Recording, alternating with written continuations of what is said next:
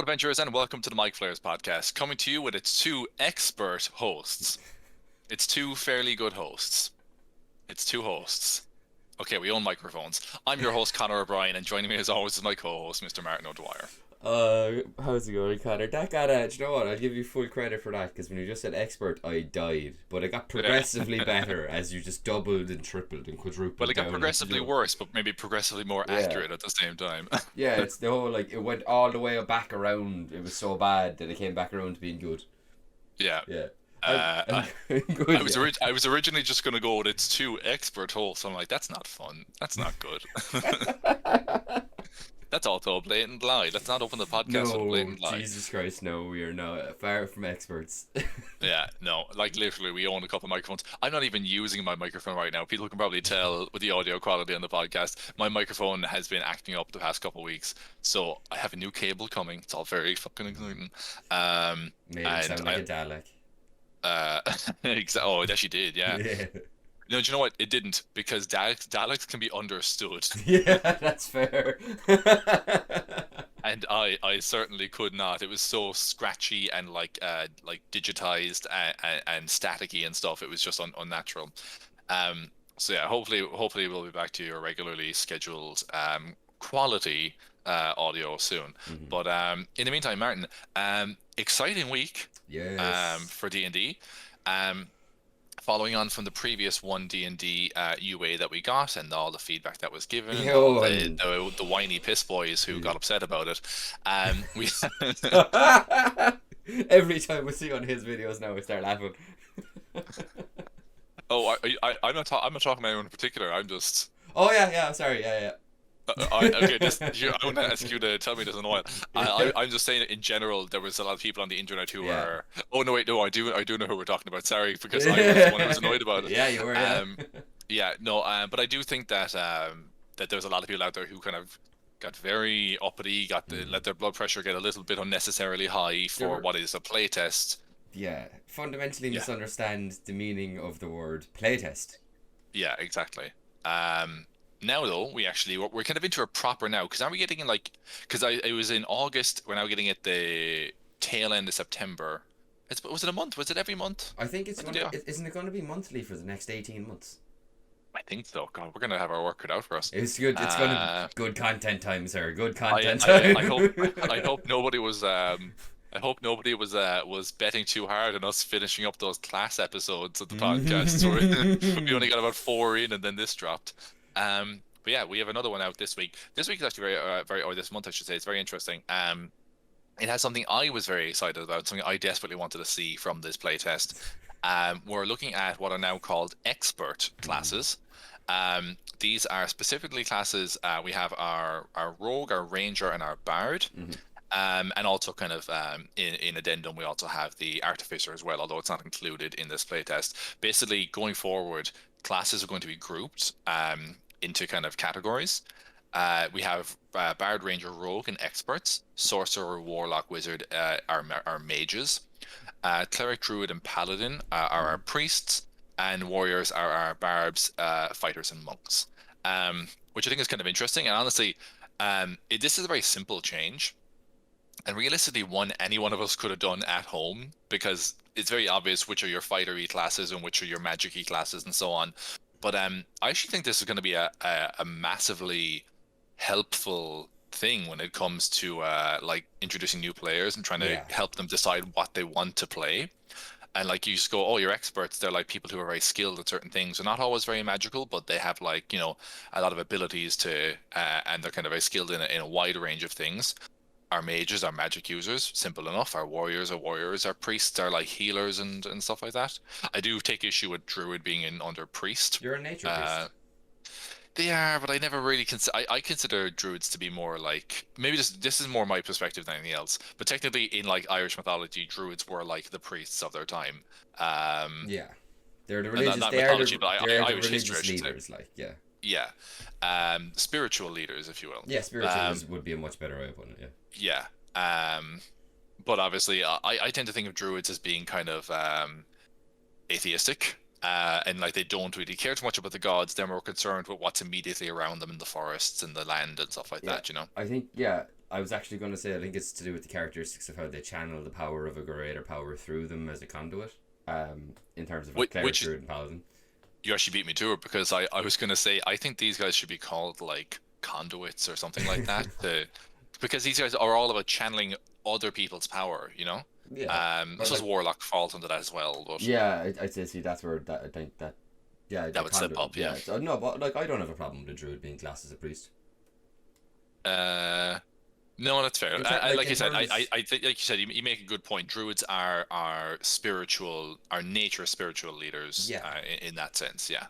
And like, they're described as living in communes and stuff, and they have their own language, and they have like a druidic focus as well, which is a specifically different one. So yeah, no, I'm totally down with that. Yeah. So this week, like I said, we're talking about the experts, which are our bard, range, rogue. Just before we move off to this, if this is the order they're released in, I'm going to lose my mind waiting. Because barbarian, fighter, and monk are last. I'd be excited to see what happens with warlock and sorcerer, and as well as like cleric, druid, and paladin. I'm all down, but I want to see what's happening with barb and fighter and monk. Yeah, same. Monk is actually, Monk is, that's if that is, I'm the two are I would be terribly excited to see.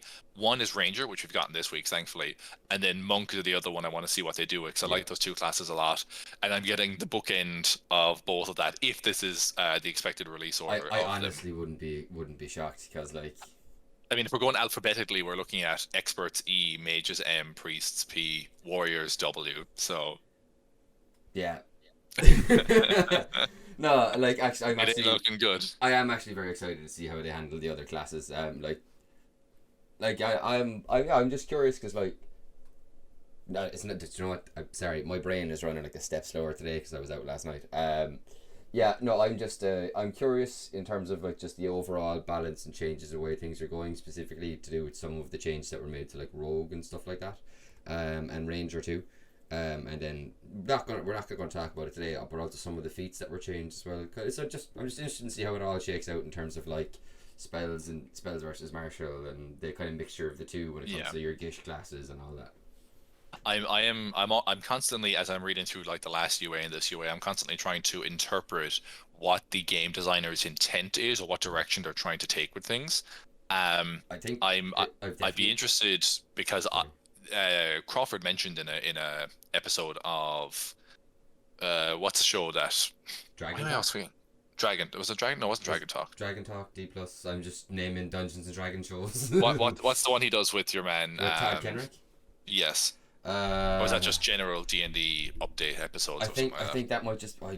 I'm honestly, I'm not sure. I just go, oh, there's a new episode. There's a new video with Todd Kenrick. Yeah. That man is the brand.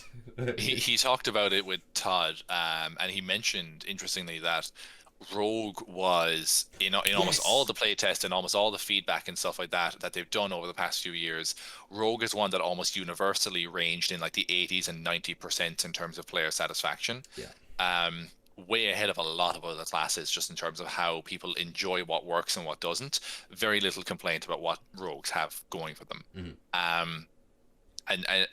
But the fact that we actually did get some, I wouldn't say major reworks, but substantial reworks in the rogue, and I'm curious if that's something that's ranging in the 90s and getting some upgrades. I'd be really curious to see what other classes are going to get change wise, because Ranger has gotten some pretty big reworks in this, and we'll get into it in just a minute. But I feel like I'd be curious to see what other classes. Bard is one I think would have been on the lower end of the casters and has gotten some decent changes as well. I really like what they've done. Like what they've done with Bard. Like still probably not a class I personally like. I've played a couple of Bards before, but like I couldn't see like myself long term playing a Bard. It's just not kind of how I like to roll. But the changes they've done to Bard I think are great if you are a Bard player. Yeah, they're definitely a lot more appealing to me as well. Bard again wouldn't be one I wouldn't have a problem playing a Bard, but it wouldn't be one I'd gravitate towards. Seeing how they're shaping up now, I could see myself more so not like definitively I can't wait to play this, but if I was going to play a Bard, I think I'd be a lot happier with this version than previous versions, just down to a few key phrasing or wording changes that make things far more useful. And there's some debuffs in there as well. It's not all plus with the Bard. There's a couple of debuffs in there as well. but it balances out nicely. That I think we come to a like if a bard was in the middle of the range at a solid 5, I think the debuffs add a couple, or the buffs add a little bit, the debuffs take away, and we probably end up with a bard that's kind of a little stronger than what it was, like maybe a 6 or 7. It's not like gone to a solid 10 or anything though. No, definitely not. And it's it's so weird. Going from, like being a League player and playing D&D. Never did I ever expect patch notes for D&D. Oh yeah, Which yeah, is you basically what be this well is. familiar with reading patch Just notes, all right. buffs and nerfs of all these classes and stuff. But yeah, no, it's so novel to me to be getting patch notes for D&D. Which is basically what these are. But yeah, no, yeah, they do include that clarification on the Artificer, and I think that is as well for their I remember they brought out a video the day before they announced this, or released this UA rather, and they were saying that in regard to stuff like the groupings, that may now apply to certain like magic items. You know, the way the classic version being like, oh, only like paladins can use Holy Avengers. Now probably warriors can use Holy Avengers. Maybe no, priests probably, I'd imagine. Oh, sorry, but they're priests, not warriors. My bad. Yeah. But yeah, you can do. I'd imagine from what they were saying, I think like certain magic items will only be usable by a specific group or maybe 2 groups. Same with certain feats. Yeah. Which is a kind of that's a mixed bag for me, because on the one hand, I like when they break down walls in D&D and they let you use weird combinations, and in some ways it feels like some of these prerequisites that are going to apply to feats previously, only really the racial feats were the only ones we had that had real prerequisites. Some of them, I think, So you had to have certain strength scores. You need to be able to cast spells. For like Warcaster and stuff like that. Yeah. So there was a handful that have prerequisites, but for the most part across the board, almost anyone could take almost any feat. And now we're kind of looking at it where you may have some more limitations in that. They are building some of it into the classes. For example, and we'll get to it when we come to it, the Ranger is an expert, but because they're kind of the warrior, the outland warrior kind of thing, they do have a specific thing in their stat block or their features where it says that you're allowed to take feats from the warrior that require the warrior prerequisite. Yeah. So they're thinking ahead on that, and where it makes sense, I imagine there's going to be a little bit of crossplay. But yeah, I have a handful of reservations just about limiting people a bit too much in what weird combinations you could come up with. Because if someone came to me and said, oh, I want to be a barbarian, and I'm like, that sounds great, yeah, what you want to play like a Goliath, perfect. And can I take the actor background at first level? And I'd be like, that's not at all what I was expecting you to say next, but I'm actually perfectly fine with it. That sounds amazing, absolutely, go for it, you know. And maybe like, I'm already thinking of a character. I already have a character in mind. He's a strong man in the circus. I love that. But yeah, so like I just feel like you could go that like Thor barb thing. They came out with the giant options, so you could throw really heavy things, so you could juggle really heavy things. But yeah, so I have a couple of reservations there, but overall, I'm excited to see where things are going. All this week I'm reading through this, and just in what they've changed in this, I always expected like Ranger would get some big sweeping changes, maybe Sorcerer, maybe Monk, and then like I thought they wouldn't touch Paladins, they won't touch Rogues, they won't touch Fighters, but it looks like we're gonna get some. It looks like they're gonna get some substantial changes across the board there, and I'm like, I'm gonna have to learn a whole new game. I know, but like when you're saying classes don't, I think like they're gonna change. Just to a quick aside, I think there'll be changes made at least minorly to every class. Every single one will get something. Oh yeah. I thought bigger changes need will be wouldn't made. be there. See, I get what you mean, but I think bigger changes will potentially be made based on community sentiment and feedback that they're getting, like constantly based. Because like they're playing D&D long enough now that anyone who's making the game knows about the memes and the tropes and the like hot button debate topics in the D&D community, and particularly any of those that revolve around your classes. So like classes where there's always stuff being brought up for like what can the fighters ones, like what can the fighter do outside of combat. I would expect to see maybe some outside of combat stuff added to fighter, particularly with one of the abilities they give to a ranger is basically a battle master 7th level ability currently. Yeah. Which was really good, by the way. Oh yeah. And I think totally on brand as well. We'll jump into it. Yeah, we'll get started with bards first of all. So A few of the reworks we've seen in Bard. First of all, just going forward, I don't want to do this level by level because I feel like reading that out level for level might be a little bit boring. But basically, you should understand going forward to anyone listening, they've reshuffled levels a lot. You still get your 4th level ability score improvement. You still get multi attack at 5th level and all that kind of usual stuff. But there is some things in here where like the levels that you get your subclass features have changed. Some of the abilities that were previously 1 level are now 1 level higher or lower, or maybe much further out. So things have changed in that regard. There's a new thing they're doing with spellcasting, just as we're talking about bards, and I'm only thinking about it because I'm looking at their spell list here.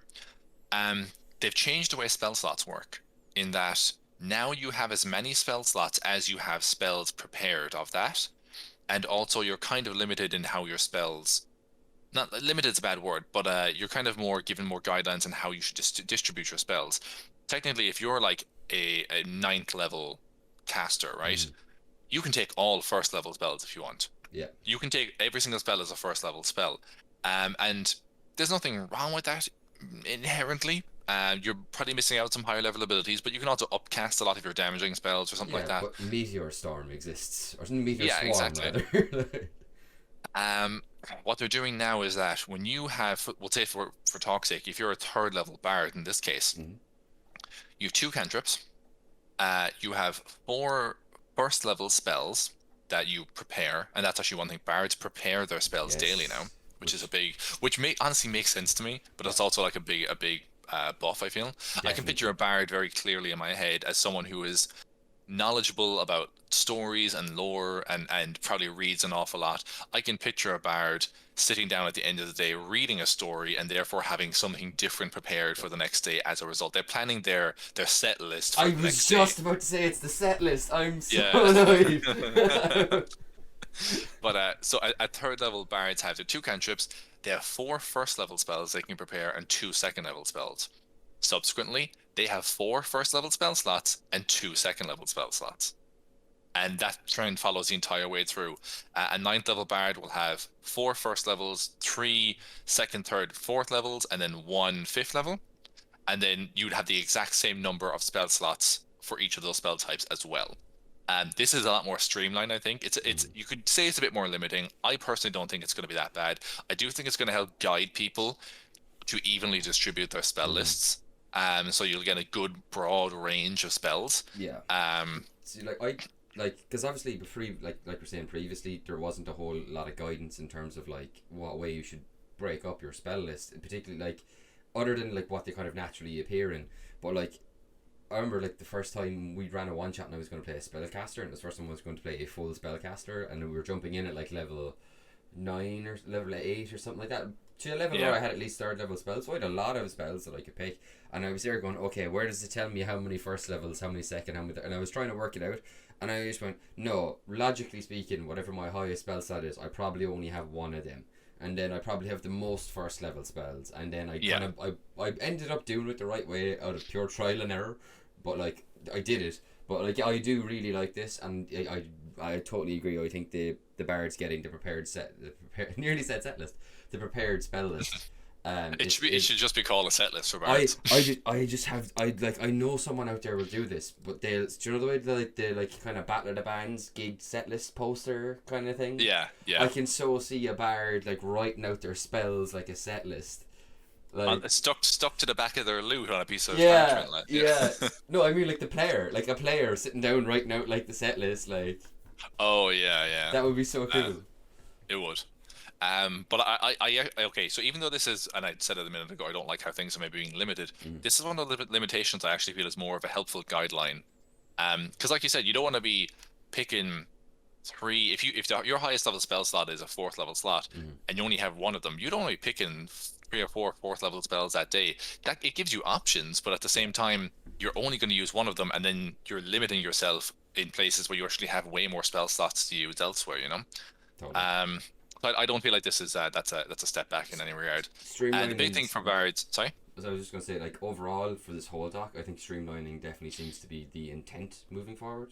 It's just like simplify, streamline, continue. There's a lot of there's a lot of abilities. I think mostly when we come to the bard, there's a lot of abilities where they're just like they just rephrased how it is. The effect is the same, but they just changed the language so it's way more straightforward. Yeah. One of those is the second story work thing that bards that thieves get. Yeah, yeah. It used to be that you don't expend extra movement when climbing and stuff like that. Now it's just like you have a climb speed. Yeah. Done. You know. So it's a lot of stuff like that. So first off with bards, and this is their kind of core class feature, I feel like a focus going forward is that they're trying to pick a class feature and make that the central focus of the class and build around it. For bards, it is of course Biotic Inspiration. Yes. It has gotten some pretty big buffs. Well, so I wouldn't even say buffs. It's like the smallest little changes that make it far more useful. It's not like power level. I wouldn't say that it's drastically more powerful, just more useful. And I feel like for an expert class, for a utility-based class, that's essential. Yeah, and I think there was a really good point I saw raised about this in another video. It was someone who was streaming their reactions to it in the chat brought up a very good point about this change to Bardic Inspiration. If you don't mind me spoiling it. Yeah, far away, yeah. So Bardic Inspiration is now used as a reaction when you see someone fail a D20 roll, which is great because that's like what the bard is. You like when I envision how a bard functions, you're either like hyping someone up beforehand, to like go and do something really correctly, or like at the lowest point you come in with like the right word, the right phrase to turn the situation and inspire someone to continue. And being able to use your Bardic Inspiration as a reaction upon failure, super good. I'd be curious how that would then interact with the Critical Role Tragedy Bard. Oh wow! Do you know what? Weirdly, it didn't cross my mind at all in the past few days that there are so many third-party classes and stuff now that I don't want to say they're going to be useless, but there's going to be massive complications with implementing them into the new system. This will just gel perfectly with the Tragedy Bard because it's focused around when someone fails a D20 check anyway. So yeah. I think out of all the third-party Bard subclasses, I think that would be fine. Also, actually, I lied. That would be a Bard I would play, the Tragedy Bard, because it's dope. Martin, the 2009 emo boy. Yes. But yes, you do it when they fail a D20 test. You can do the normal stuff of where you can be used on where is it? It's on a saving throw or an attack roll now, I believe, isn't it? It was always that. It was always all three, but again, in terms of refining the language, it just says your D20 test now, which is a new terminology for it. But now the big one is that Bardic Inspiration can now heal. So you can then this is the whole reason I brought up the chat. When this was brought up, because Bardic Inspiration can now heal and because it is now a reaction, if someone gets downed and they're in front of you in the initiative order in combat, rather than what you would have done previously, where their turn comes, they do the death saves, it comes to your turn, you do like a healing word or something on them, and it heals them and brings them back up. Now they get hit, they take the damage. As they're dropped to 0, you use a Bardic Inspiration. You roll a D8, D10, whatever it is by the time it's scaled up. They roll that and then they're back up. And now, because that's a reaction when that happens, if it comes around in initiative and their turn is before yours, they don't lose their turn. Yeah, true. Yeah. It's an interesting one. Like I don't think there's anything else in the game that heals as a reaction to someone taking damage. Effectively, it's almost blocking damage, really, but with that added kind of bonus of if, like you said, if someone drops to 0, you can immediately have them back up. Now, that concentration will be lost, rage will be lost, stuff like that. Anything that goes when you get it, you still drop to 0. It doesn't stop you from dropping to 0. You still lose consciousness. It's like a flash knockout, basically. Yeah, exactly. You're down, you're straight back up, and it is very helpful. It's interesting that there's kind of they are definitely a support healing kind of class. Yeah, and that does that scale, like D12, your inspiration is D12 by 15th level. At 15th level, as a reaction, you could just be bam, potentially 12 hit points for a reaction. Yeah, absolutely. So that's a few things about this now. It's now a reaction. It's a reaction to when a creature takes damage, which previously it was like you give it to someone as a bonus action, they hang on to it for 10 minutes. If they use it, they use it. If they don't, they don't. And it almost like kind of wasteful. Whereas now it's like, no, I'm using it now in the moment when it's needed. And if it comes up again next round, I can do it again. But if you give it to someone, I think you could only issue like one of your Bardic Inspirations at a time previously as well, right? I think so, yeah, because I only know from watching OG Critical, because it always used to be Scanlan would pick one person to inspire, and that would be his thing. It was a bonus action to do so as well. Yeah, and he couldn't do it like every single turn. It's because he's a limited pool. Yeah, you can only have one Bardic Inspiration die at a time, so you can only give one person that. Whereas again, now, because you're giving it to them in the moment that they need it, you don't need to worry about, oh, I gave it to you a minute ago, so I can't give it to you now or anything like that, as long as you have the pool there. Also, the number of times you can use your Bardic Inspiration is tied to your proficiency bonus, which is the standard trend at this point, instead of your charisma, which is nice. We talked to this just a minute ago. Their spellcasting comes in as well. They work off of the Arcane spell list, which is a new grouping for spells. If you haven't seen that, you can watch our previous podcast episode about the One D&D first UA that we got. They can change their spells daily. And something that's interesting and that we haven't seen before is now certain classes can only use certain schools of magic. So in this case, bards can use divination, enchantment, illusion, and transmutation, which definitely feels like it's in their wheelhouse. Like that's the kind of stuff they would work on. Interestingly, if you go down to the spell lists later in this UA, there's a lot of spells that have asterisks next to them. They have changed their magic school. So, for example, a couple of spells you might feel a bard, someone who plays instruments and stuff like that, should be able to cast are Shatter and Thunderwave. Those are previously evocation spells. They're now transmutation spells instead. So they're kind of tweaking the spells to work within the realm that they probably should work, which is like with a bard. A bard should probably be able to Kerrang their lute and do a shatter spell. So it makes sense that you would adapt the spells to fit that as well. Yeah. We have Songs of Restoration.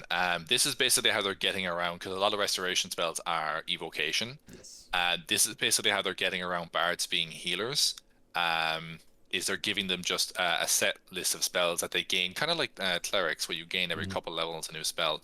You have Healing Word, Lesser Restoration, Mass Healing Word, Freedom of Movement, which is an odd one to include, but you're a bard, you can move people.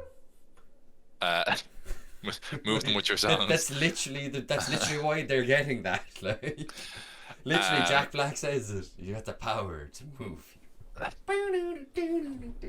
And Greater Restoration for that one caps out at 10th level. Yeah. Really but by 10th level, you have all their kind of stuff. So between that and your Bardic Inspirations and stuff like that, you're getting all the kind of healing that you need and stuff like that.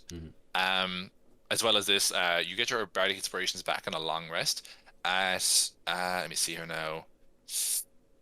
You get it's a bit down the line, but you get a font of Bardic Inspiration later, which gets them all back on a short rest. Yeah. And it scales as you level. So basically, after a while, you'll be having 6 per short rest, which could be 12 or even 18 in a day, and those are healing things you're constantly using as well. So you can do quite a bit of healing as a bard, and they're all reactions healing as well, mostly reactionary healing, which is very, very cool. Jack of all trades is still there and works the same. We get our feats at 4th level, so 3rd level subclass, 4th level feat. Jack of all trades comes in at 5th. We get a 6th level ability, which is a subclass. Distinction with Jack of all trades. Here. Is there? You can add half your proficiency bonus round down to any ability check you make that uses a skill proficiency you lack and doesn't otherwise use a proficiency bonus. For example, if you make strength. So I don't believe that applies to initiative any longer. Interesting. Because it doesn't use a skill proficiency for initiative. It doesn't use a skill proficiency. Interesting. Yeah.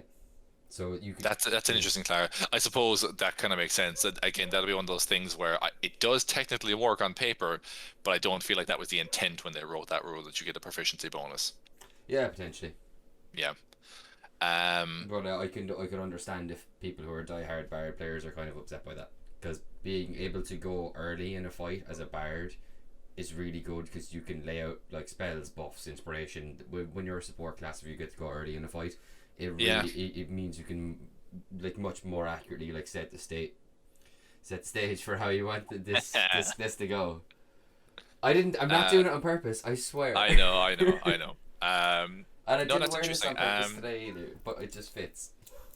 I get what you mean. And like, if you're the buffing character, you really Yeah. want to hit your fighters and stuff with their buffs, their hastes, all that kind of stuff Same if you're a healer. before they get in, before they go on their turn. Um, yeah, I don't think that's a massive. Yeah. I could understand if you're a hardcore Bard player, that would be a bit annoying. To be perfectly honest, that is a feature of Bards I never considered before. I've never played a Bard now. I've never considered that before, so that doesn't feel like a loss to me because I never really had that. If that makes sense. Yeah, oh no, like I said, it's not a massive thing, but it's an important distinction to note because it does come up again with the rogue. Um, Yeah. but it's just with the jack of all trades thing. Like I could understand if I was a bard player, I'd be a little bummed about that. Yeah. So we get our sixth level ability, which is subclass feature Mm. again. Font of Inspiration, Font of Bardic Inspiration comes in at seventh level. It's 2 levels later than previous, so now we basically get all of our Bard inspo back on a short rest. But there's an important little bit at the end here, which is very cool. If you give someone inspiration on anything, skill check, Mm-hmm. attack roll, whatever it is, and they roll a 1, you don't use that inspiration. They get to keep the 1. They still add the 1 to their ability, but you don't expend a use of your Bardic Inspiration because they didn't get anything out of it, which I think is a very cool feature. I wouldn't be surprised to see a similar mechanic applied to something like Second Wind, because it seems like when they're Yeah, updating these kind of abilities, it seems like they're really conscious of the fact if it's really kind of shitty if you get like, hey man, I'm going to give you this, and then you roll and it's like like if it's a D10, like in the case of Second Wind, you're like, oh man, I can get 10 hit points back. One. yeah. Okay. Actually, no, Well, maybe not say with that, fighter because you get your fighter level added. That's a buff, and that would yeah, be a bit which OP. can be pretty Yeah. substantial. So I was just thinking 'cause it's a Um, similar mechanic, but yeah, like yeah, no, no, I love this. yeah. Oh, same. Yeah, because there's nothing worse than having like I suppose inspiration now. Regular game inspiration Yeah. is no longer something you add. It's like because I know there's different ways of playing inspiration previously. Now it's just advantage and stuff. Mm. There's nothing worse than getting a bonus die like a guidance or an inspiration or something and adding it on, and you roll like a 1 or a 2, and it's Yeah. just kind of. So the fact that this carries that way now is really cool. Um, we get so previously you got uh counter charm. Counter charm is gone. Oh god, Um, how did I not even clock it? Sorry, I just read through it. I was like, oh, that looks cool. Completely forgot yeah, counter charm. I was going back and forth. I both open now on my monitor. So counter charm is gone. That was our sixth level. We have our subclass feature instead. Eighth is an ability score. Ninth we get expertise, which is actually Mm-hmm. 1 level earlier than bards get it otherwise. So you get 2 more features. Actually, no, I think bards don't get expertise up until oh they do. Sorry, it's second level. Yeah. Yeah. So something you're going to see is a trend with all these expert classes. Expertise is a focal point between all of them. If you are an expert class, so one of the classes that falls into these categories, you're going to get expertise at some point in Mm. your leveling. Um, we have 10th is another bardic level feature. Previously, we got magical secrets here. We get magical secrets at 11 instead. Something to note is the last few abilities, or the next 3 things on Bard previously at 10, 14, and 18 were magical secrets. You Right. got a new magical secrets every time. You get 6 spells total out of that. It's 2, 2, and 2. Mm. Now we only have 2 magical secrets. We have magical secrets and further magical secrets at 11 and 15, meaning we only get 4 of those. This goes a step further as well because we'll get onto it in a second with the lower bard Mm. subclass. They used to have their own magical secrets, which you Yeah. could cap out at having 8 spells from other classes. They lose that as well, so now it's 4 max across the board on I, magical secrets. yeah, it's losing those spells isn't great, but I think it's less impactful now that you prepare your spell list rather than before where you just had like a rather than before we just had a limited number.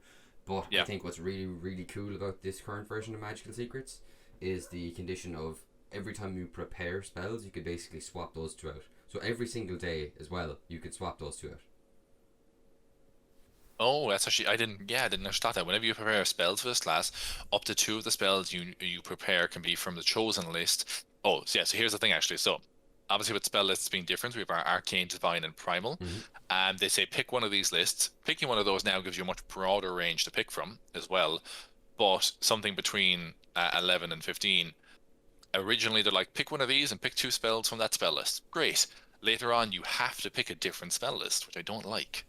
Mm-hmm. Like if I want to be a bard that's kind of naturey, I'd like to pick 4 spells from the primal list, please. Or if I want to be a bard who's a little bit religious, I want to pick 4 spells from the divine list. You know, I don't want to be. It's a very it's a very weird thing that they would specify it. I don't Yeah. like it. I would like that limitation gone. Just because, again, if I'm building a certain brand or a certain kind of theme around this character, let me just double down on the divine aspect or the the primal aspect or whatever. I wonder will this also similar thought be given to Totem Barb? Oh, with Totem Bard, you don't have to pick the. Yeah, that's what I mean. I wonder will they take a Oh, similar approach to Totem Barb as they did with this, and you have to go in like whatever your totem animal is, you go all the way through with it. I'd be interested to see only because Totem, and this will come up in a while. Totem Barb is something I've always equated to the Hunter Ranger because they're the 2 classes or subclasses where at 3rd level you get to pick between 3 different options, and the same thing at all levels through those classes. They've gotten rid of all those options in Hunter, and we'll get to it in a bit. But I wonder, will they do something similar with Totem, where they're like, everyone just gets Bear at 3rd level, because let's be honest. Because everyone takes Bear anyway. Because everyone takes Bear anyway. Or everyone gets, will they just say you get a different animal and there's set lists of animals? Or maybe they say like, hey, at 3rd level you get this ability where you're resistant to everything except psychic when you're raging, but you can decide what animal that is. Is it a bull? Is it a bear? Is it a polar bear? Is it an elephant? What is your animal that you feel embodies that resilience? And then go with that. Likewise, they might do the same at later levels if they pick something that was previously something belonging to a hawk or something like that, where it's like eyesight or something, and they go, cool. Do you want that to be like the hunting prowess of a hawk or a wolf or a tiger? You choose, and they'll make the ability kind of general, and then you can attribute it to whatever animal you want. Give me the keen-eyed vigilance of a bat. Yeah. So yeah. That's most. Oh, we had superior bardic. Yes. So superior inspiration. When you roll initiative, and you have no uses of bardic inspiration, that you regain 1 use. This actually comes in earlier, I believe. Oh no, sorry, that's our. Yes, it does, but it comes in at 18. Same functions the same, but it comes in at 18. The reason being, going forward, all these classes, at least in playtest, have their capstone abilities coming at 18. Level 19 is always a feat, and level 20 is an epic boon, where you pick a an wildly epic boon. inconsistent benefit. You basically, previously epic boons was something you did after 20th level to kind of level a little bit beyond 20.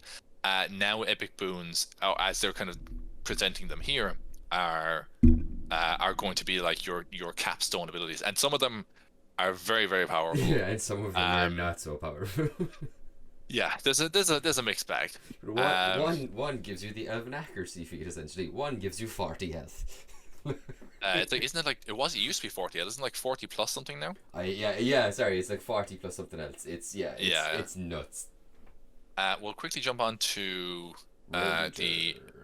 Well, actually, I'm going to go to College of Lore. Oh, sorry, the College of Lore subclass. Yes. Yeah, I'll fly through this one quick so we can get on to Ranger, because I have a lot to talk about Ranger. Oh, I knew you would. Yeah. So College of Lore, we still get your proficiency bonuses at 3rd level, but these can now be stacked for expertise if you wish. So again, you're just loaded with expertise and jack of all trades. Like, bards are going to be crazy, crazy good skill wise. We still get cutting words. Cutting words. Okay, so important phrasing change in cutting words. Previously, you had to call cutting words before you know the result of the roll. Now you can do it after you know the roll has succeeded. So when you see an enemy and the DM goes, nope, they succeeded against that, now you get to say, right, I'm going to roll a d10, or I'm going to use that. They have to subtract 10 from that roll. There is another change to that as well, in that you can no longer use it to reduce damage. What's that? I didn't even know it was a thing before. Again, I don't play bards. I don't really either, but this is more just stuff that I know from watching Critical Role Season 1 with Scanlan. I believe previously cutting words could be used to either try and make an attack miss or reduce a damage roll. Now it's only an ability check or the attack roll, which, to be fair, if you make the attack roll miss, you stopped all the damage. That's true. And like your D8 or D10 is substantial for bringing that down. Yeah. Even at lower levels, that's a substantial roll to subtract from someone's attack. Then we have those are both cutting words are and proficiency bonuses are 3rd level. 6th level, cunning inspiration.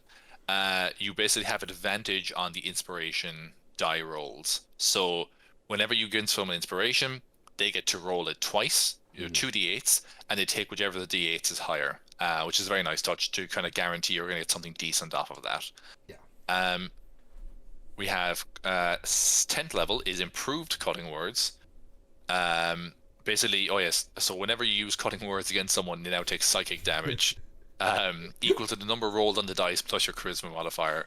So not only are they potentially going to fail this attack roll, but they also take psychic damage on the side as well. Just rename that ability to bullying. Yeah, exactly. The heckle. And finally, at 14th level, we have Peerless Skill. So this actually works the same way, but again, a similar clarification to cutting words. Previously, you used to have to call this before you knew what the result was. Now you get to know that you failed your check, and you can choose to add it afterwards, which again, honestly, I kind of would have ran stuff like that way anyway. There's not a lot of time between the point where the DM says, make a stealth check, and then you roll and you go 14. And the DM doesn't pause for 30 seconds to let you decide if you want to add something. They usually go immediately, nope, sorry, or whatever. So like, maybe stealth check's a poor example of that. But point is, there's not a lot of time in practice at the table to react in that way. So just saying, hey, look, when you fail, you can choose to add this after the fact is a lot nicer. I think it's a lot better of a rule, to be honest. Let's talk about Ranger. My old stomping ground. The first class I ever played. I was so excited. So when this came out, I wasn't like I was like, okay, cool, it's these. I was hoping it would be one of the other ones, the ones that like I play a bit more. But when I saw that the Ranger was there, I was like, oh, Connor will have opinions about this. And opinions I have, Martin. Opinions Excellent. I have. By all means, sir, go off. So I'm actually I don't think it's bad or anything. I think there's actually some smart moves here. I think mechanically, this is a very sound class. For the most part, there's one or two things, but for the most part, I think it's mechanically very sound. I was watching Jim Davis earlier talk about this, and he's not happy. Jim Davis is never happy. Jim Davis is in a perpetual state of unhappiness. So there's kind of a stripping of flavor with this class.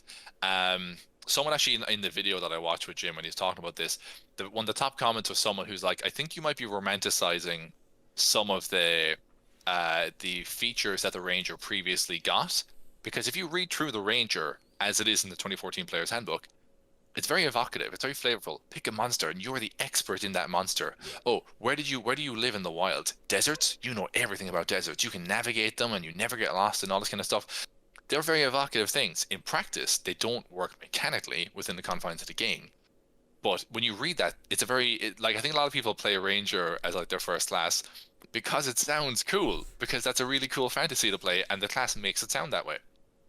But then you get into it and you realize, oh, we're not always going to be in deserts, or oh, I picked giants because I thought killing giants sounds awesome, or killing dragons. But guess what? My DM is only going to have us fight a dragon maybe once in this campaign.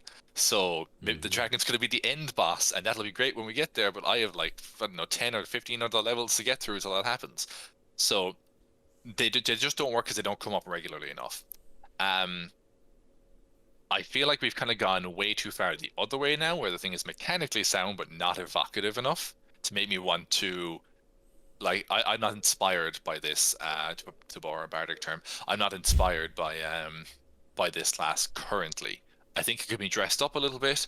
I think we can add a few little ribbon abilities just to give it a little bit more, but we'll get into it. So first off, they get expertise. Why? Because they're experts now. They were kind of always experts, but them getting those abilities used to come from them getting advantage on survival checks or perception checks while in their favorite terrain and stuff like that. Now we're just saying, hey, look, just take a flat bonus to this skill instead of advantage. You just get your bonus on top, and I like that. It's more reliable. If taking advantage is fine, but you can roll, double single digits on your 2d20s. You can be like, that's 3 and a 4. Whereas if I just have a flat bonus, I'm almost always going to roll high. For a Ranger who's trying to navigate the wilds or track an enemy. So it's something they've done here, and it's a little weird, is that I think like I mentioned a while ago, Bardic Inspiration is the core function of the Bard. It is a core feature, and we're building on and around that. Favorite enemy is back, but it's now. So previously, I think we had favored enemy and we had favored foe. I think was the updated one that we got in I think Tasha's. so. I think so. Favorite enemy is the one where you had to pick. Yeah, favorite enemy was pick two types of monster, Yeah. dragon and orc or plant or whatever. Who chooses plant? No one, that too. Um, so previously that was that. And now all the favorite enemy is you get Hunter's Mark is always prepared for you, and you don't have to concentrate on it. Doesn't expend a spell slot either. Does it not? Or do you get to do it once that way? I Oh, don't think it does. focusing doesn't count against number of spells. Oh no, sorry. I'm thinking It of doesn't count against your number of spells that you can prepare. Also, thinking of a different thing, sorry. Rangers can prepare spells daily now as well, which Yeah. also I feel makes sense for the class. They're using druidic magic. Why they should prepare spells just like druids? Exactly. Yeah. So in this case, all you get is Hunter's Mark constantly prepared, which, I mean, this makes sense because if you're playing Ranger and you're not taking Hunter's Mark, are you mad? Because Yeah. it's like their quintessential spell. But the fact that and not being able to concentrate on it is cool, don't get me wrong. But I mean, like, I'm fine with them making a Hunter's Mark the core Ranger thing. I should be able to see my target, hunt my target effectively, do extra damage to it. Great, yeah, because you're the hunter. You're tracking this monster, this beast. You should absolutely be able to do that. I feel like they need to do more to make favorite enemy like flavorful and evocative and make you feel like a hunter. Just casting hunters, like if you look at Bardic Inspiration. Bardic Inspiration is an entire class feature that gets more powerful as it goes on. It's a feature, not just a spell, so it's not something that can be dispelled or well, it probably could. No, it can't. Well, point is, it's a feature to me is more concrete, is more devoted to the class that it's part of. Favorite enemy being like, oh yeah, you get Hunter's Mark, is kind of like that's just a spell, but other people get that as well. So how is it different for me, other than the fact that I don't have to concentrate on it? I thought of a couple ideas just that could make it better.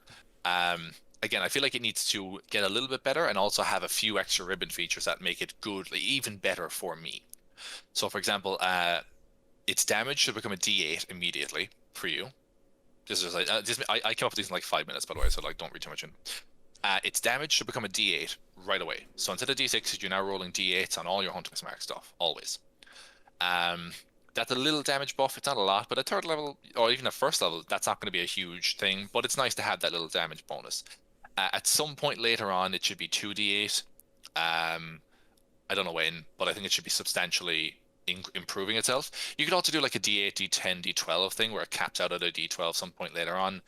But I feel like that's not a lot. I would rather it gives me a d8 now, and then, or maybe even 2d6 now, and then 3d6 later on, or something like that. I feel like it should be scaling up as we level, because again, it's our core ability.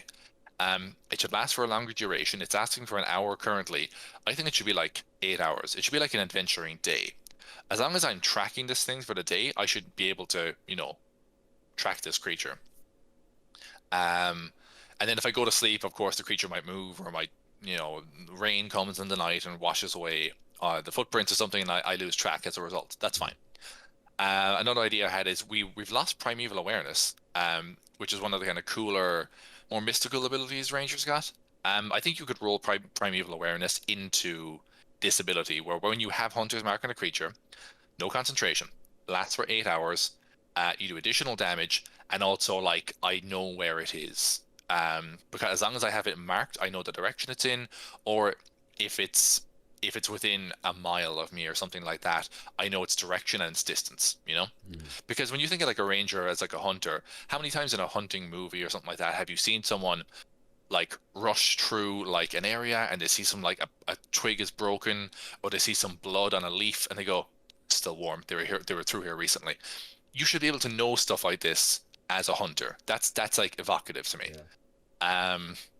And I feel like if we're gonna, I'm fine with them making Hunter's Mark as a spell, our core ability of the Ranger, but let's do more to make it unique to the ranger. Let's make it so that nobody does hunter's mark like a ranger does, you know? Yeah.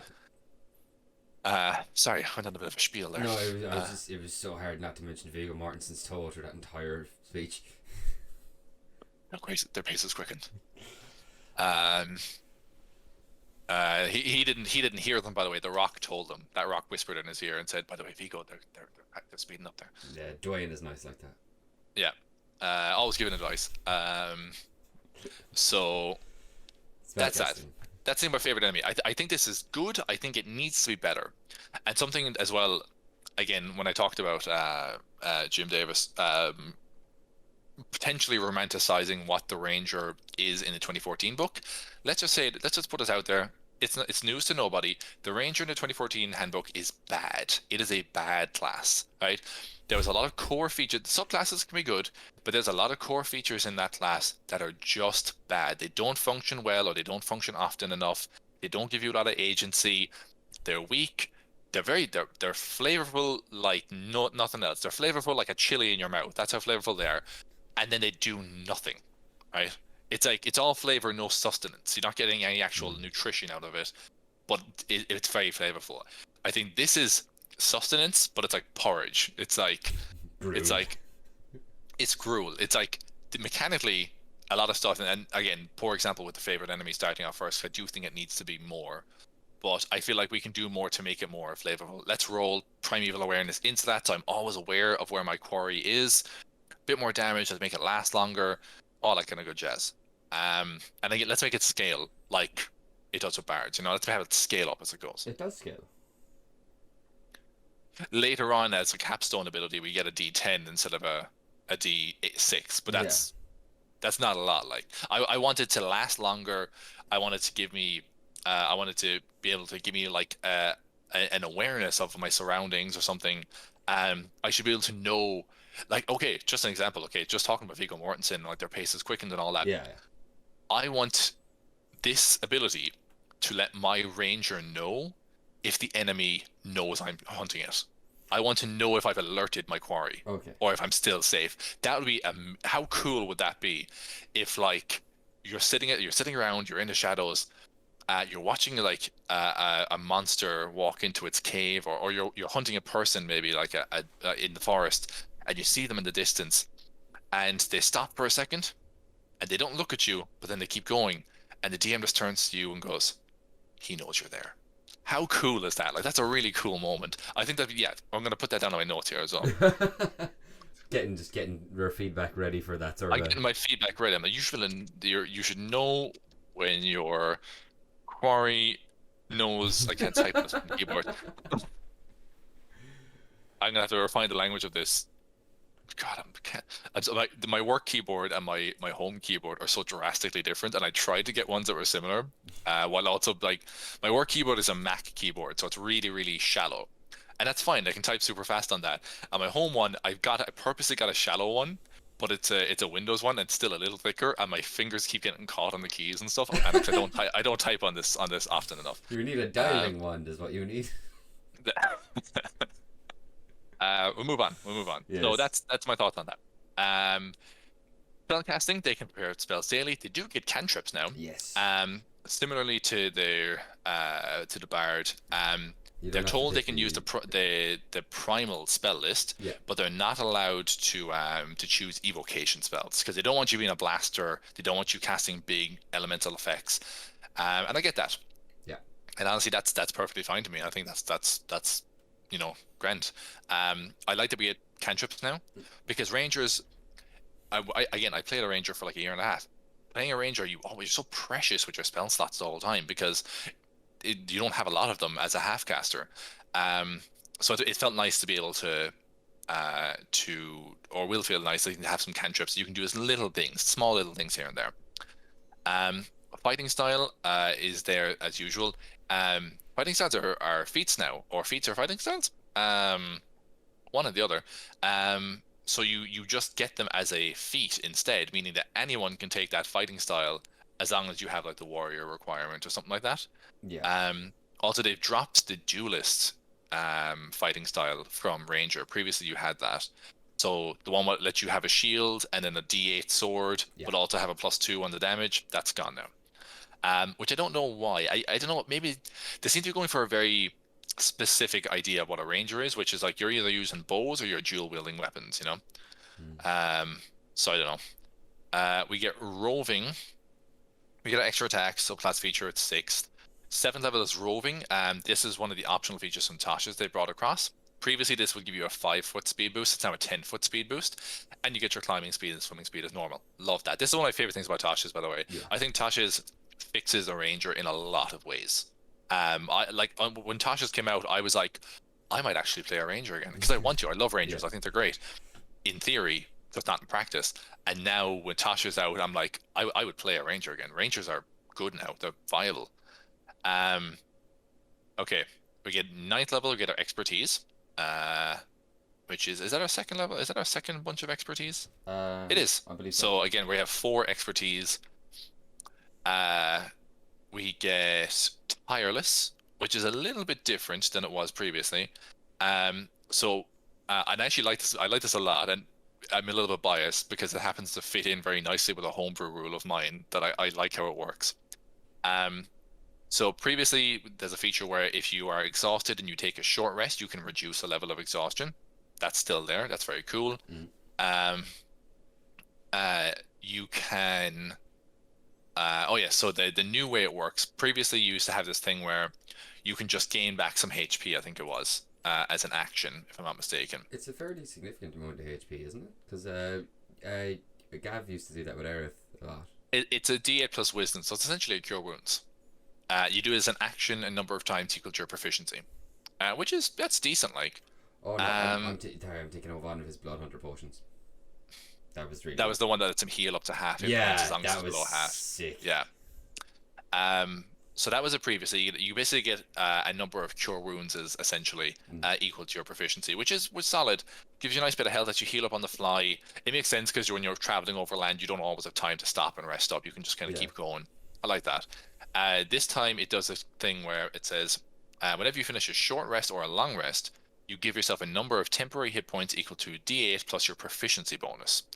So the D8 plus proficiency is slightly better than D8 plus wisdom because it's always going to scale up and you're going to guarantee you're having a D8 plus 6 at later levels. But what I like about this, first of all, it's great because it's a short or a long rest. If you get a bit of time to catch your breath and take a short rest for an hour, you're getting a bonus of bonus health points going into whatever your next fight is, and I like that. I like this a lot though because it lines up very well with my sleeping temp HP rules. Because I do a thing in our home game where if you stay in a place that's like, if you sleep in the wilds, you get nothing. But if you stay in a place that's kind of like squalid or poor, you get 1 times your proficiency in temp HP when you wake up the next day. That when you get in a place that's like of medium wealth, you get 2 times, and when you stay in a high expensive place, you get 3 times your proficiency in temp HP. This basically means that rangers, in my mind, and the way I look at this is, rangers are so used to sleeping in the wilds that even when they're out in the sleeping under a tree in the middle of the forest, they still get this bonus because that's comfort to them. That's like everything else is a bonus, but that's comfort to them, and I like that a lot. That it works. It works with that. 12 levels of feat. Gavin, I was gonna call you Gavin. You're not Gavin. Martin, are you ready for another round? Oh, go on. Nature's Veil. Nature's fucking Veil. This is disappointing as hell. I was so on board, by the way. When I was reading through this the first time, I was like, this is good, this is good. The whole way up, and I read Nature's Veil, and I'm like, what the hell is that? This is a 13th level ability, right? And it basically gives you what the Furball can do innately as an ancestry 6 times a day, all right? Because a Furball can do this. You basically, as a bonus action, you can expend a spell slot and become invisible until the end of your next turn. You want me to expend a 1st level spell slot and a bonus action to turn invisible for 6 seconds, whereas other people can expend an action and a 2nd level spell slot to turn invisible for an hour. An hour. That is insulting, is what this is. All right. I hate it. I think it's terrible. I think it's horrifically weak. It's like it's a bad ability. It's very like I would. Do you know what I would rather hear? I assume this functions on the same way as normal invisibility does, where as soon as you make an attack or anything, you're not invisible anymore. if we're looking at this because it says you are invisible, and I think if we're looking at the invisible, Because it doesn't say you cast the invisibility spell. It says you are no, invisible. it doesn't. So if we go down, let me just double check here now because So there might be a like condition the effect down. way I read that was like you can invisibly attack someone and you will still be invisible at the end of your turn. Like by the end of your turn, rather. So Like- they're invisible. Invisible is a condition now. Yeah. So you can't be seen. It's lower on the glossary. So you aren't affected by any spells that require a target to see you. Any equipment you are wearing or carrying is also invisible. If you're invisible when you roll initiative, you have advantage on the roll. Attack rolls have advantage. Against you have advantage, and attack rolls you have advantage on attack rolls. So actually, no, it doesn't break like the spell does. Yeah. So you can go bonus action invisible and then just John Wick the shit out of someone for a turn, and then you are still invisible until the end of your next turn. I think that's pretty good. I don't. Not for. No, I don't like it. Maybe. Okay. With that kind of in mind and the invisibility in mind, I pictured it as you being invisible to spell. No, it's you. It's you better. You get the invisible condition until the end of. Oh no! Speaking of invisible. No, sorry, I said something. It's fine. Nature's veil, yeah. But yeah, like I think that's pretty good, and I particularly what like I'm thinking of that with some of the like subclasses. Like Ranger Rogue has always been a popular multi-class, and this with Ranger Rogue would be extremely good. Yeah, that advantage or something. Yeah, I just Ranger I feel like Fighter, it's I look at that and my brain just goes, you can be invisible for basically 2 turns, and those 2 turns while you're invisible, you can cast spells, you can shoot stuff, you can do all like, because you don't cast a spell, you just expend a spell slot. That's the difference. Like, there's no concentration involved here. Yeah. Okay. I retract half of my rant. It's slightly better than what I thought it was. I am also just remembering now, and it's kind of clicking in my head now that you brought this up, that the Furbolg ability, where they can do this innately 6 times a day or proficiency times a day. Yeah. They are not allowed to attack someone or force someone to make a saving throw or anything like that, because if they do, it drops. Yeah. So they have restrictions with that as well. This is like unrestricted invisibility for 2 turns. Yeah. So it's essentially okay. If you don't put it that way, it's essentially greater invisibility. This is Predator camo.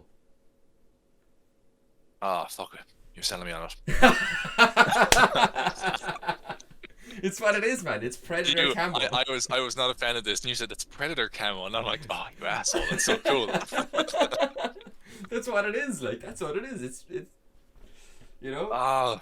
And like, do you know what? I'll admit, like, I the first time I read it as well, I was kind of like, you get to cast the invisibility spell for 2 turns. But then when I saw that it was underlined as invisible, and like, okay, no, it's the actual invisible condition, which doesn't break. Yeah, no, like it. Like, personally speaking, I think it's pretty damn good. Yeah. Okay. With that functionality, I actually think it's okay. I could see myself using it. I could see it being good to get away from things. I could also see it being good to like break line of sight and hide, because like as a ranger and run around the battlefield peppering people with conjure barrage, and like all the opportunity attacks against you are disadvantage because they can't see you, and you have crazy speed because you're a ranger and you've got the roving thing. Yeah. No, okay, fair. Like I said, I was kind of not happy with that, but again, I pictured it as a spell in my head. Invisibility is, unless it says the word greater in front of it, invisibility means you can do shit all while you're invisible. Yeah. But in this case, you can actually do pretty much anything while you're invisible, and it lasts for 2 full turns. So that's a first level spell slot to get 4 attacks at advantage. That's actually pretty good. Yeah, and as well, like, once you build in the later features that come with Ranger, I'm thinking particularly the I'm thinking of specifically the Hunter subclass, where you always have Conjure Barrage on. Well, we'll talk about that in a minute, because that's something I like, by the way. Yeah. Just in case that wasn't clear from my tone of voice. So Nature's Veil. I'm gonna change all my notes now. So all I did was write the word terrible. Uh, I'm glad I could change your mind. no, honestly, do you know what? I'm kind of glad too because I would have gone into the feedback thing like a fool, not reading that correctly. But as it works now, it is pretty cool. And like again, when you sell it to me as Predator camo, I Yeah. can't really say no. And just have Um, to give full credit to Flute Salute for pointing that one out in his video about the Ranger because oh yeah. I also missed that as well. It's very good. So 15 we have Feral Senses, which what did Feral Senses do for you previously? Or did you have Feral Senses? I think you're thinking of the Barb ability Danger Sense. Perhaps I Oh, are am. you thinking of Primeval Awareness? That old one. No, oh no, Feral Senses is here. Sorry. Oh, sorry. Oh yeah, basically, okay. What Feral Senses basically let you do last time. This is one of those ones where it kind of refines you a little bit. Mm. So Feral Senses here it says when you attack a creature you can't see, your inability to see them doesn't impose disadvantage on the attack roll. This is basically like if you are fighting an invisible creature, you don't get, suffer disadvantage on them. You also know the location of a visible creature within 30 feet of you, provided the creature isn't hidden, and from hidden from you, and you aren't blinded or deafened. It just says now you get blindsight, which is essentially the same thing in practice. Yeah. But again, simplifying the language massively. 20th level Foe Slayer. So previously, this is 20th level is the old style. It's 18th level now. Again, your capstone to the 18. You used to just get your wisdom modifier to the attack roll or the damage roll of your favorite enemies. That was the way it used to work. Now you get D6, I say D10 instead of a D6 on whoever you have hunters marked. So previously it was limited to the creatures that fall within your favorite enemies, which again wasn't a good thing because you're not always fighting those. In this time, it's now whoever you have hunters marked in that moment gets a D10 damage instead of a D6. Again, I feel like we need to. That should be like 3d6. You know, that should be like a solid. That not even because it's like a D10 is not great at 18th level. By the way, a D10's like, Yeah. especially if you already get a D6, It's like like- you get potentially 4 more damage. It's like 5 more damage on a good day. Yeah. So I think this could very comfortably go to like, and you can very comfortably go to like, again, early on, immediately change it to a D8 and then have it be 2d8 later on Yeah. or something. But You make a good point, and I was just thinking of the Ancestral Guardian Spiritual ability. It starts at 2d6, levels to 3d6 by that's at level 3, at level 6 rather. By level 10, that's upgraded to 3d6, and then by level 14, it's 4d6, and then that damage is reflected back as force. So yeah, I could see that being like 3d6 or whatever at level 10 for the Hunter's Mark. Level 18. Yeah. Rather. Level 18, like yeah, I mean level 18, and like maybe at level 9 it turns to 2d6. So maybe early on it's still just a d6 is normal with Yeah. all the additional ribbon stuff I talked about. Some kind of At level similar 9 you split. get 2d6, which I feel is fine, and then at 18 you get 3d6 because again you should be really efficient at hunting at that I point. wonder, are they just concerned about multi-classing with Rogue? Because like if you do Ranger Rogue and you have like like at 18th level, yeah, it's not really applicable, I suppose. You would be better off taking like multiple levels into Rogue Yeah. rather because if you go 18 levels into Ranger and then like No, sorry, last 2 into Rogue. I suppose I mean more so that I suppose they might not be doing it that way, so that people can't just do like I'll go 18 levels into like Rogue or what, or like 12 levels into Rogue, and then take like 4 or 5 levels or however many levels of Ranger you need to take to get that first increment of the Hunter's Mark, where it's an additional 2d6 or whatever. And then you just throw literally like 2 fistfuls of d6 at the dice tray because you. Well, like yeah. I know, like I'm just trying to see reasons why they wouldn't do that, and that's the only one I can think of is because Ranger Rogue is so popular. Well, yeah, but I'm just thinking like if you need to go, let's just say in this one, it's third level you get a D6 because it's your hunter's mark anyway. Yeah. Oh no, you'd say that's first level, and then at ninth level you get 2d6 on that, and then at 18th level you get that. Let's say you go 9 levels in, you're going 9 levels to get 2d6 on all your hunter's mark attacks, which is going to be 2 a turn, which is 4 dice. But if you go 9 levels into... Is 9 levels into Rogue 5 or 4 D6? I think it's because your sneak attack is. I think that'll be 5 because it's like half your Rogue level rounded up. it'll be 5. So like if you're actually getting more d6s by leveling into rogue than you are leveling 9 levels into ranger just to get that extra d6 on hunter's mark. Sure. And also, your sneak attack works everywhere. Don't get me wrong, there's probably some way of like combining the two to get some extra dice, but I feel like their function is different. Rogues do it on their sneak attack, which is like certain circumstances. Rangers would do it on every attack, but only on the one creature they've marked in this fight, and they have to kill that creature before they can move it to someone else as well. Yeah. We'll look at Hunter.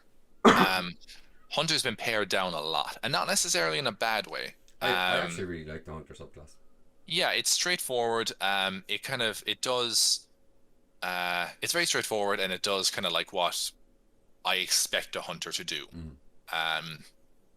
So let's have a. Again, I'm making notes up here again. So hunter previously at 3rd level got, again, like we mentioned a while ago, like similar to the totem barb. Hunters got 3 options to choose from, and these 3 options were kind of divided into like, one was good for range, not always, but like sometimes it's like range, multiple enemies, 1 enemy, or something like that. So Colossal Slayer was an extra d8 on an enemy as long as they're already damaged. Giant Killer, when a larger creature within 5 of you misses you with an attack, you can use your reaction to hit them back. And then Horde Breaker was when you could basically make a weapon attack against someone else. On each of your turns, you can make an additional weapon attack as long as it's against a different creature. So that's, you're swarmed by goblins, you can hit multiple goblins and stuff. You can make a weapon. Wasn't it like you can make a melee weapon attack against every creature within 10 feet? That's the one later on. That's that's it. That was the 11th level one, and it was called Whirlwind Attack. Ah, yes. Yeah. That was so cool. Instead. It was absolutely. Instead, what they've done now is they've basically taken out 2 of them, and they've just given you Colossal Slayer. Your ability is called Hunter's Prey, which is the same as before. When you hit a creature with a weapon attack or an unarmed strike, which I've specified, I like that. That time you punched a wyvern would have. Yeah, when I punched a wyvern unconscious because I had 1 health point. As part of the attack action, when you hit them with a weapon attack or unarmed strike, the attack deals an extra d8 damage to the target. If it's missing any of its hit points, you can deal this extra damage only once per turn. That essentially functions, barring with the inclusion of the unarmed strike, essentially functions the exact same as Colossal Slayer. Personally, I took Colossal Slayer when I was a ranger. I know a lot of people do take Colossal Slayer because it's really hard to ignore that extra d8 once a turn is a sizable amount of damage. I don't even mind really that they're kind of like focusing this a little bit more. It feels like if you're the hunter, you should be able to effectively hunt your prey, effectively kill the thing you're hunting, so the extra d8 makes sense. The other abilities were cool, but I don't know. I can see them being more fightery. That Horde Breaker one could be much more of a barb ability, where you're being swarmed, you're in the thick of it being swarmed, I do like how this stacks with Hunter's Mark as well. Oh yeah. I mean, I was rolling 2d8 and a d6 on my. Actually, I was rolling 2d8, a d6, and or 3d6 because I had like a couple levels in Ranger. I think it was 2d8, 2d6. I had a couple levels in Rogue. Yeah. And then mods on top of that, and then my second attack would be like a d8 and a d6. It'd be literally half the dice. The old Rogue paradigm. Yeah. 6th level, we have something. You mentioned this a while ago. They basically borrowed this from Battlemaster, which makes me wonder: will Battlemaster get a new 7th level ability? This is what immediately made me curious about the warrior group. Yeah. 6th level, Hunter's Lore. You call on the forces of nature to reveal certain strengths and weaknesses of your prey. While a creature is marked by your Hunter's Mark, you know whether that creature has immunities, resistances, vulnerabilities, and if the creature has any, you know what they are as well. It almost, to me at least, feels like this should be an upgrade or an add-on you get to Hunter's Mark in the base Ranger. Yeah. I mean, I don't mind it being its own feature here, but I can see that as well. I mean, if I mark this target, maybe like I should be able to. Yeah, like it should. Marking it could be sorry, go on. I almost feel like it should be like in the base class and be called like Improved Hunter's Mark. Yeah, I could see that, definitely. Or like Keen Hunter's Mark or something like that. if we look at the favored foe, I think favored foe, it's something like that, wasn't it? No, never mind, something different. I think wasn't favored foe tied to like doing damage and having advantage. I think. No, you don't think you have to have advantage on it. It's just that you do an extra D4 Oh, okay. on the creature. It was like Hunter's Mark, but like separate from Hunter's Mark. Gotcha. And I think you had to concentrate on it as a spell. So you couldn't do Hunter's Mark with it. But it was like, hey, if you're out of spell slot, you can still use this thing. Okay. I like this a lot though. I mean, it makes sense that if you're the ranger with your bow hiding in the bushes and you see this monster, you should be able to study it and go, oh, it's got like a hard shell. That's probably fire resistant or something like that. You should be able to have all these kind of like, from all the monsters you've slayed in your life, you should be able to work this kind of stuff out. Yeah. I really like it. It's simple. It's not like it's. I wouldn't really call it a ribbon ability. It's definitely effective in combat, even though it's not like mechanically doing anything. It's more just giving you information. But I like that a lot because it means you can just you can mark the creature, and then once it's marked, you're like, cool. Marking it's almost like you studying it for a moment, taking like a minute just to study this creature, what it looks like, and finding out things about it. I like that. Looking for its weak spots essentially. Yeah. 10th level used to be 11th level for Rangers, but now 10th. The laziest fucking name for anything I've seen in the entirety of D&D. I mean, Hail of Arrows, Rain of Arrows, Arrow Storm. Like, that's 3 better fucking names already. So and just as you're realizing, it was called multi-attack in the 2014 as well. Call it shock and awe. Call it all out assault. Call it bamboozle. Call it death from above. It's so previously this is the one that used to let you. Previously, this is the ability that used to let you choose between the Whirlwind Attack, where you can attack, use your action attack as every creature within feet of you once. Now it's use your action to make a ranged attack into a number of creatures within 10 feet that you can see at a point within range. You must have the ammunition for each target, so on. Now it just says you have Conjure Barrage always prepared. It doesn't count against the number of spells you can prepare, and you always can. Oh yes. So the cool thing here, and Crawford talks about this as well. This is the first time ever in 5th edition we've been able to downcast spells. Normally, Conjure Barrage is a 3rd level slot, but you're not going to have a lot of them as a ranger, certainly not a 10th level. So you can use 1st and 2nd level slots. Quite fittingly, Conjure Barrage is 3d8 damage. Yeah. So every time you drop a slot, just the number of the slot is the number of d8 damage you use, which is actually quite cool. Something interesting about Conjure Barrage. So when I read this, right, because previously I looked at the Hunter, and because it gives you so many options, I'm like, oh, they want Rangers to be either ranged fighters or you can also be up close fighters. And then I saw this, and I'm like, oh, Conjure Barrage, and I immediately thought like arrows and stuff. I'm like, oh, so they're really leaning into the Ranger being not the ranged fighter, but being the ranged fighter, and almost like the opposite. I always seen Rangers and Paladins as the opposite of each other. Paladin's heavily armored and uses up like melee fighting and stuff, and is very much built in that way. They can do ranged stuff, but just not as well. And then Rangers can do ranged stuff very well. They can do up close fighting, just not as effectively. And they tend to wear lighter armor. And I've always seen them as the two opposites to each other. But that was my initial thought. I wondered if maybe they were kind of doubling down on those two classes being, kind of complementing each other. And then I remembered that with Conjure Barrage, you can do a thrown weapon as well. So strength characters can use javelins or daggers or whatever. Yeah. And you can throw one hammers. Dagger, and that one dagger becomes 20 daggers. Yeah, throwing hammers is what I thought immediately. Oh, that'd be so good. That'd be so cool. Oh my god. Yeah, so I quite like this ability. It works quite well because honestly, even if you cast it at the 1st level, it's a 60-foot cone. It's a big area. Yeah. So if you catch like enough enemies in the cone, and you're even only doing a d8 damage, if you roll like a 5, right, or something like that, or let's say average dice on the damage dice, you roll a 5 on that d8, and you hit 4 characters, that's 20 points of damage, which is more than you would do probably with or maybe close to what you do with your 2 attacks, but you can spread it out more. I quite like this ability. I think it's really cool. It works for both ranged and melee fighters, as long as you carry, again, a dagger or a hammer or something like that Yeah. on your side. Yeah, I think it's a cool ability. I like it. I just, because I just love the idea of like throwing some, like making some ridiculous check to do it, but like throwing some like ridiculous heavy weapon like a great axe with this, and just like 90 great axes appear in the air.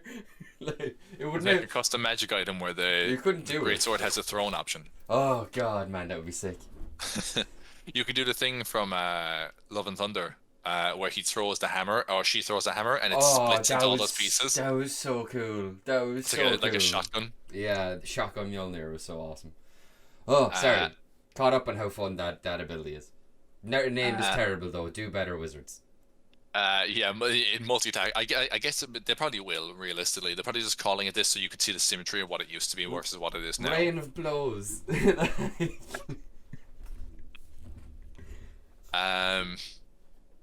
Last we have Superior Hunter's Defense. Yes. So previously one of these was you get evasion.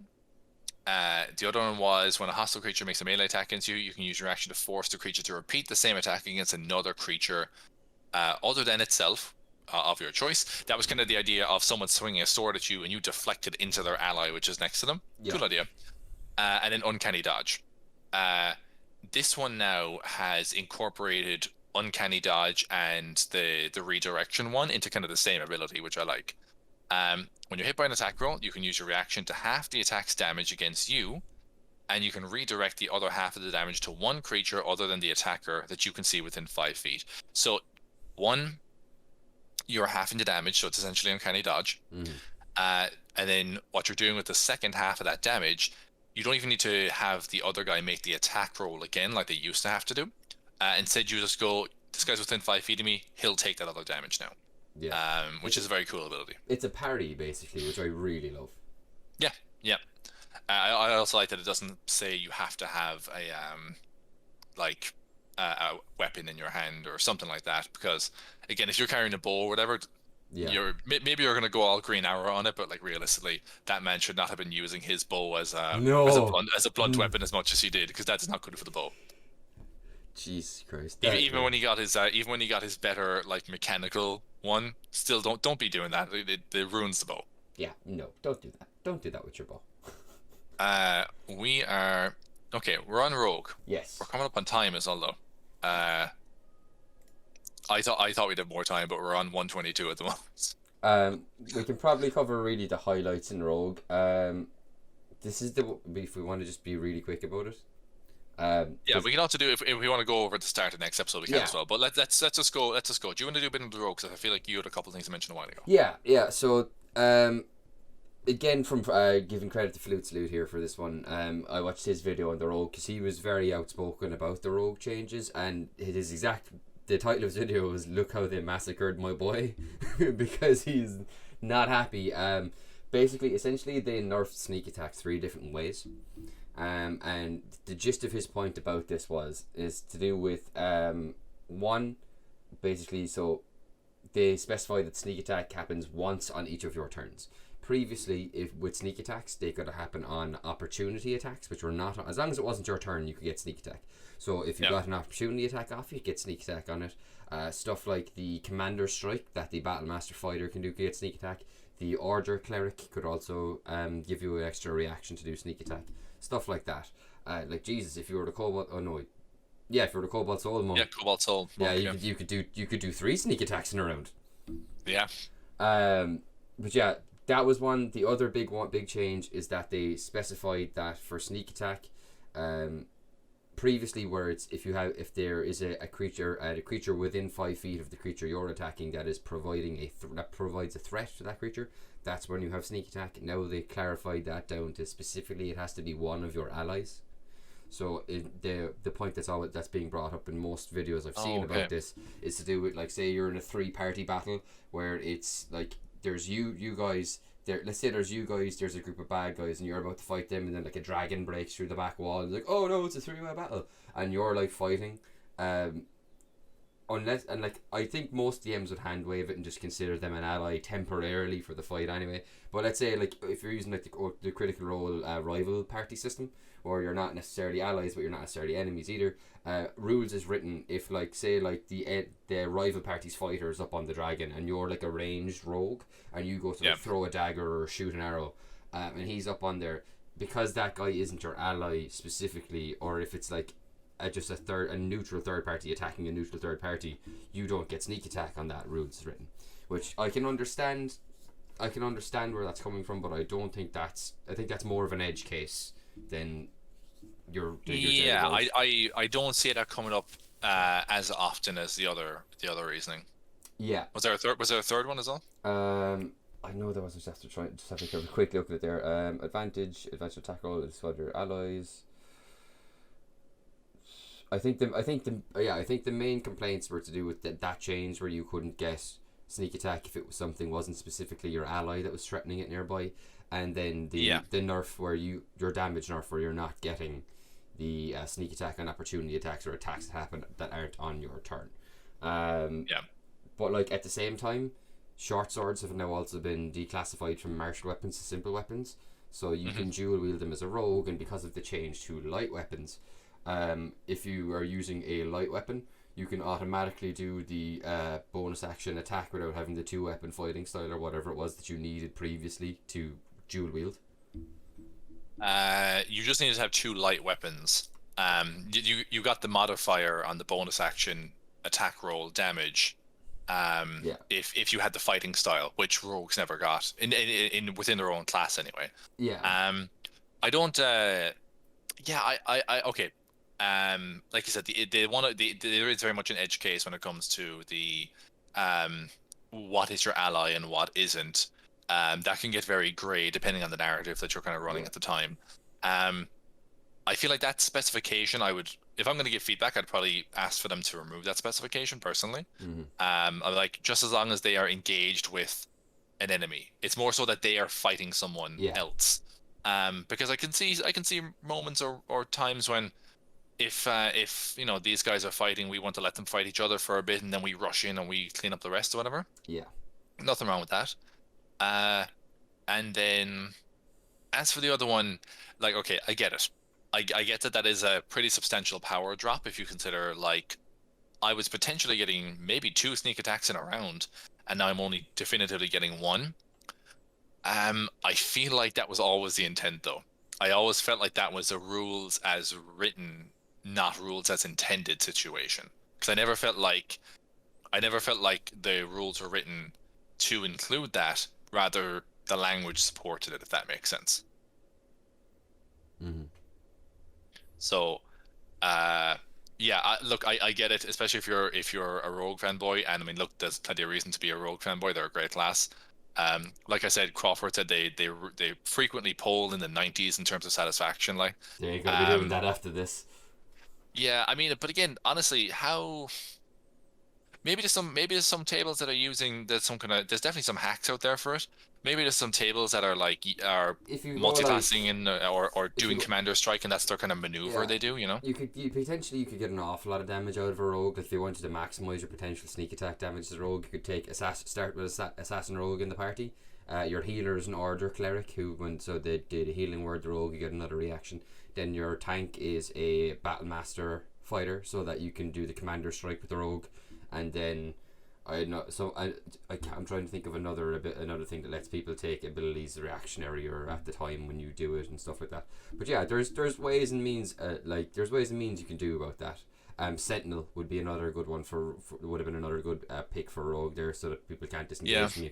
I can see stuff like that happening, and I can understand why people are a bit upset about that, but as a DM, I'm not.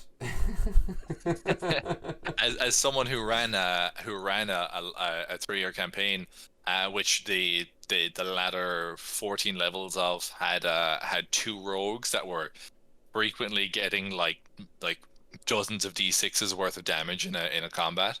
Not super broken up about it. I get it, like, and look, I mean, I get why, because it's a cool ability, and like as the game is written now, if someone wants to play Battle Master and someone wants to play a rogue, and they go, and the rogue goes, hey, you should definitely take this maneuver because then we can literally multi-attack, or I can basically multi-attack with sneak attack. I can get like an additional sneak attack every turn because most combats last, 3 how many? turns maybe. 3, maybe 4 turns. How many Battle Master superiority dice do you get? I believe when you start off with 4.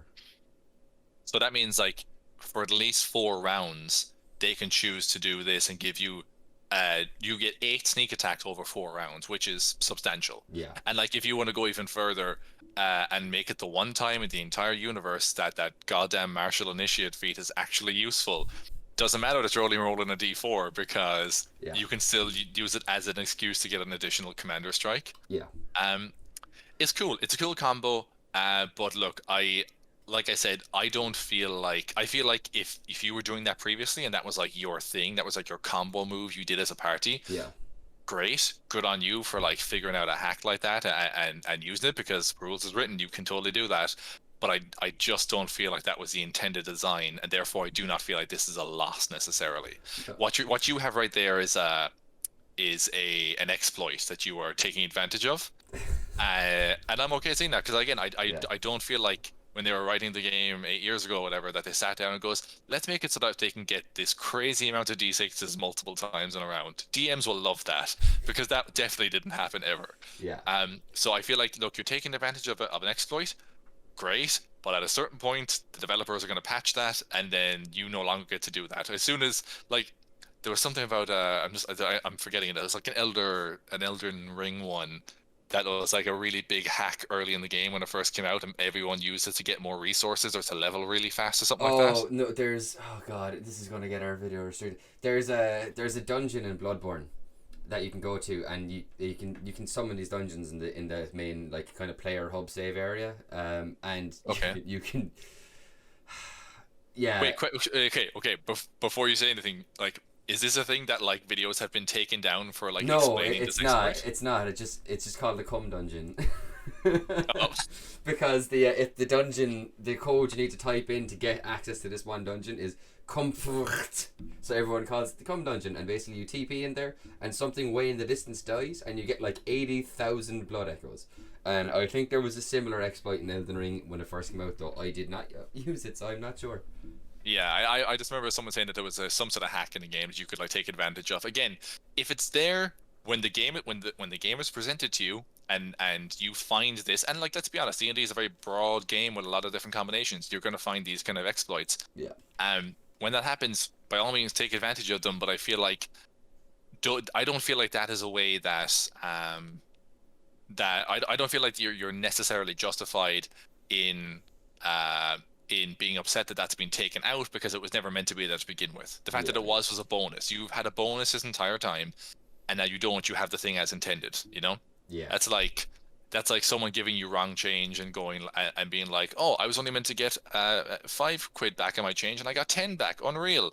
That's a bonus. You don't get to get angry next time you go to a shop and someone gives you your correct change. Yeah, but I think that was the biggest controversy, I think, surrounding the rogue, was that loss and damage. If I remember right as well, I think there was also some chat in regards to where we the change in reliable talent, similarly to what we were saying about Jack of all trades with bards, that now no longer gives rogues a bonus to initiative because it's specifically tied to a skill proficiency. Oh, interesting. But I get that. Yeah. But it also now applies to tools. So, although you no longer get expert. Oh, that was the other one. People were really upset that you couldn't take expertise in thieves' tools anymore. You can't take expertise in thieves' tools, but what you can, but because you've got reliable talent, and it's now applies to 2 proficiencies, you do get that double proficiency on it when you're using a tool, because you use dexterity to use the tool, which then apply. I've seen the wording of it. Yeah, you get it in a slightly different form, basically. We can definitely jump into that at the start of next session or next episode. But Martin, yes, Connor, that's all the time we have for today. We're quite short on time, so I'm going to run this quite fast. Let's do it. If you have any questions you'd like us to ask, stories you'd like us to share, or topics you'd like us to cover, tweet us at Micflayers Pod on Twitter. You'll see it on the lower screen. And you can find our podcast on YouTube, Spotify, Anchor Breaker, Google Podcasts, Radio Republic. I'm messing up already. Martin, where can people find you on the internet? People can mostly find me on the internet on Twitter at So Sorry It's Over, and also on the Micflayers podcast at Micflayerspod on Twitter, and both of those are on the screens below. You can find me on Twitter mostly at 0.Connor, ZeroPointConor, 1N, very important. Or as always, every Friday here at 6 p.m. Irish time on the Micflayers podcast. Guys, thanks so much for joining us. We'll see you next week, where we'll pick up with the rest of this UA. Some more very exciting stuff to come. Can't wait for you to see it. Can't wait to discuss it. See you all next time. Later, folks.